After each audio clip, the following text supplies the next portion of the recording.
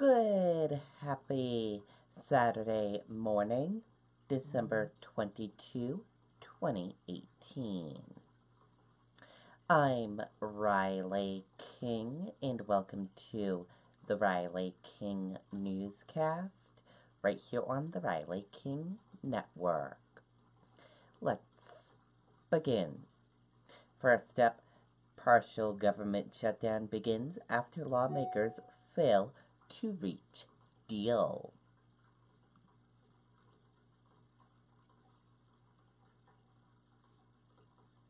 Let's take a listen to the video.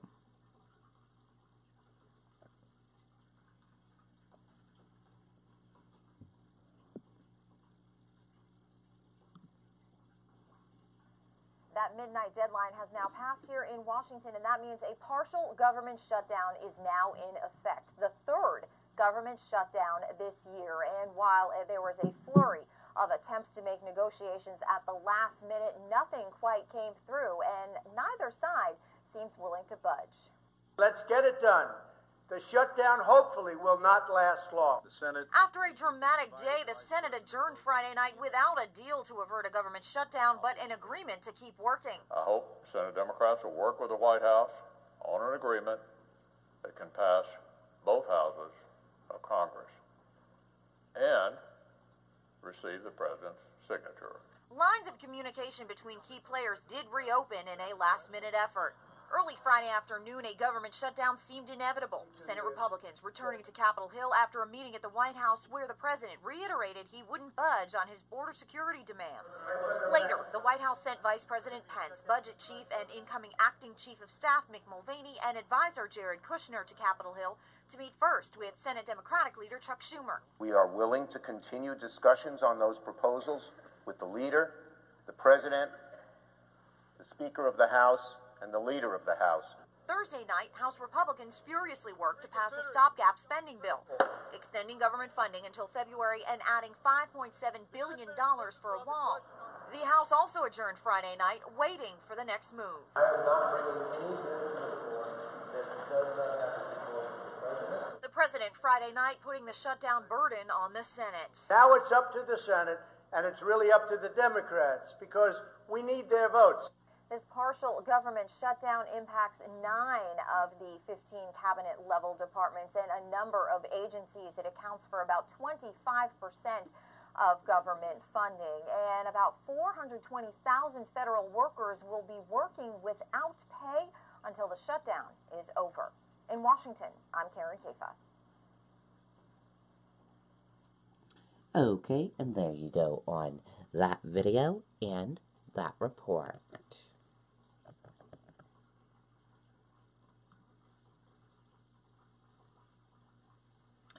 Old Henniker Road in Hillsborough closed for an investigation.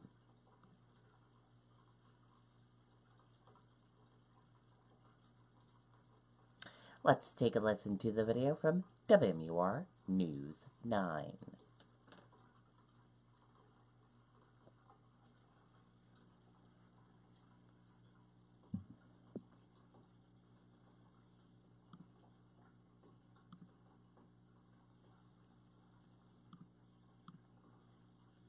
We're also following some breaking news out of Hillsborough this morning. Police confirmed Old Henniker Road is shut down right now as part of an investigation. It's unclear what they are investigating at this time, but officials are advising drivers to use Preston Street as an alternate route. We will, of course, continue to follow this and bring you updates as we get them. Okay, and there you go on that video and that report.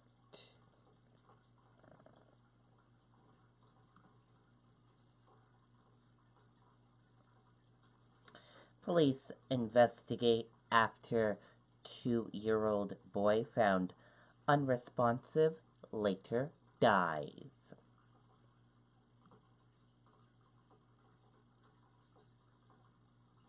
Let's take a listen to that video from WMUR News 9, Mike Cronin.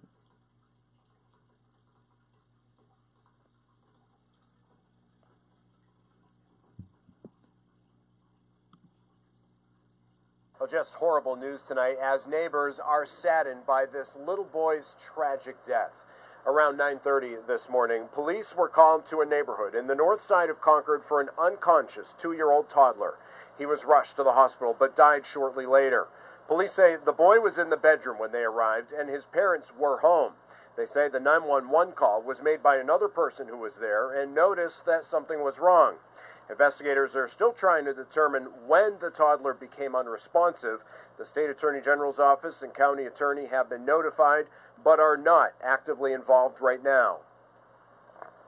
I'm trying to rule in and rule out what may have caused it, whether it was something medical or accidental or worse. So as the investigation, unfortunately, these things take a little while, and we'll hope to have some more answers as such things as, interviews are conducted, evidence is examined, medical professionals are consulted with.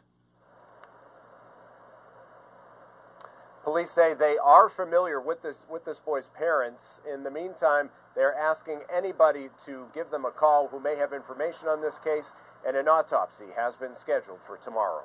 Reporting live in Concord, Mike Cronin, WMUR News 9. Okay, and there you go on that video and that report.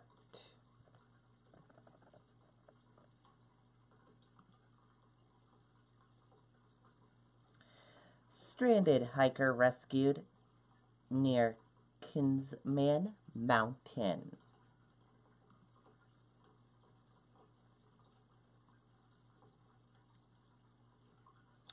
Crews from New Hampshire Fish and Game successfully rescued a stranded hiker early Saturday morning in the Kinsman Mountain Trail area.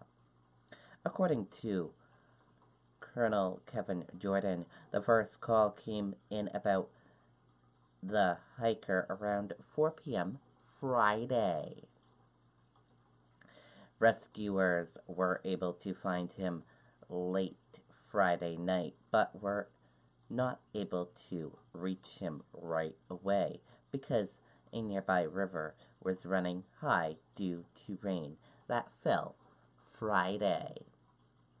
The hiker was caught in a situation where he would have to either cross the high waters of Cascade Brook to the north, the Pemigewasset River to the east, or White House Brook to the south. The initial conservation officer on scene made the determination that a team of specialized rescuers was needed to accomplish the rescue. Specialized kayaks and high-line system of ropes and safety equipment were used to cross the Cascade Brook to bring the hiker to safety. The hiker was able to walk out on his own after the water rescue.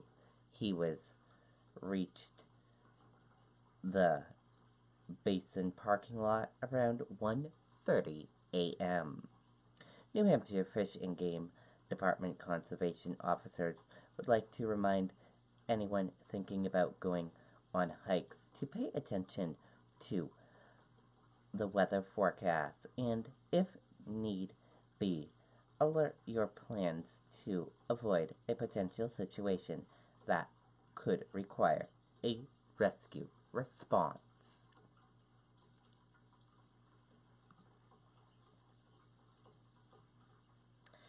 Busy roads and low gas prices expected for holiday weekend.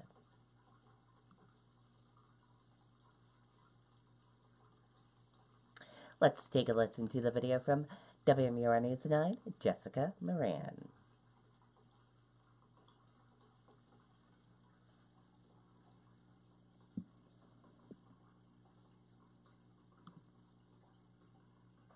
Heavy rain coming just in time for millions of drivers to make their way to their holiday destinations, but many handled it like hardy New Englanders. It was tight getting out of Boston, but it's moving well. Drivers are really courteous. It's kind of sloppy, but it's fine. A lot of people were definitely going slow. I mean, I probably drive a little bit faster than I should, but I mean, I didn't notice anything different. Mother Nature giving drivers a warm but wet holiday greeting in New Hampshire. The road's fine. The rain's awful and the fog, but the road's been okay. Everyone pushed through the heavy rain, and officials warned of ponding in roads and low visibility. With over 4 million people expected to drive through New England this weekend, the roads are filling up, and so are their gas tanks. And many are pleasantly surprised at this season's low prices. As I was pulling in, I was like, yeah, that feels better. With a truck like this, I always feel guilty, but it's nice when it's not that expensive. Yeah, I'm happy. I mean, just keeps going down, so keep on driving, I guess. AAA says the current New Hampshire average is $2.43 a gallon. That's down 20 cents in the last month. The cheapest prices are in Belknap County at $2.32, and the highest is Hillsborough County at $2.50 a gallon. AAA says while prices will decrease through the end of the year, they are expected to rise in 2019 due to OPEC countries cutting oil production. For now, drivers will take the break in gas prices to help in other areas. Paying off student loans still for kids, so anything that's lower I'm happy with. There is some good news for this weekend. Of course, there will still be traffic, but the weather will be a little nicer. In Hooksett, Jessica Moran, WMUR News 9. Okay, and there you go on that video and that report.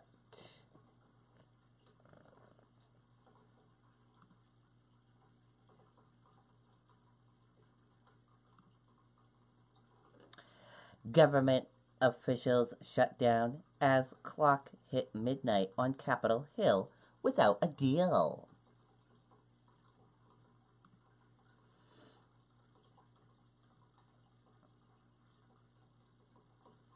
A partial shutdown of the government officially went into effect at midnight Saturday as the House and Senate adjourned late Friday, with negotiations stalled between the White House and congressional leaders over border wall funding. The House and Senate are expected to recon at noon on Saturday and continue negotiations. And we'll have to keep our eyes and see what happens next for today. If the government will make a deal or not. And that does it for the Riley King Newscast right here on the Riley King Network. I hope you all have a great day, everyone. And I'll see you back here tomorrow for another newscast. I'll be off air the rest of the day. Goodbye, everyone.